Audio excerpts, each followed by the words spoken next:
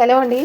ఇప్పుడు నేను కందిపప్పు పచ్చడి ఎలా చేయాలో చూపిస్తాను. కావాల్సిన పదార్థాలు: కందిపప్పు 1 కప్, 1 టీ స్పూన్ జీలకర్ర, 1 టీ స్పూన్ ధనియాలు, కారం సరిపడా ఎండుమిర్చి, 1 ఉల్లిపాయ, వెల్లుల్లిపాయ, 4 టమాటోస్, సరిపడా సాల్ట్.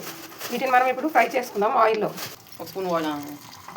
ఒక హాఫ్ టీ స్పూన్ ఆయిల్ వేసుకొని ఎండుమిర్చి, కందిపప్పు, ధనియాలు, జీలకర్ర లైట్గా అయినా ఫ్రై చేసుకోవాలి. అన్నింటినీ టమాటోస్ కూడా ఫ్రై చేసుకోవాలి ఆయిల్లో. ఇలా 4 టమాటోస్ని ఫ్రై చేసుకోవాలి లైట్గా ఆయిల్లో. కందిపప్పు, ధనియాలు, జీలకర్ర, ఎండుమిర్చి అన్నీ ఫ్రై చేసుకున్నాం. ఇప్పుడు మిక్సీలో వేసేసుకుందాం. చట్నీ రెడీ అయిపోతుంది. ఉల్లిపాయలు కూడా వేసేసుకోవాలి. కొంచెం టమాటా ఫ్రై అయిన తర్వాత ఈ 2 వేసుకొని వేయించుకోవాలి.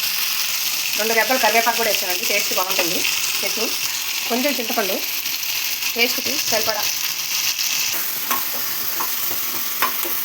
వీటన్నిటిని మనం ఇప్పుడు ఫ్యాన్ కింద ఆరబెట్టేసుకొని మిక్సీ జార్లో వేసేసుకుందాం.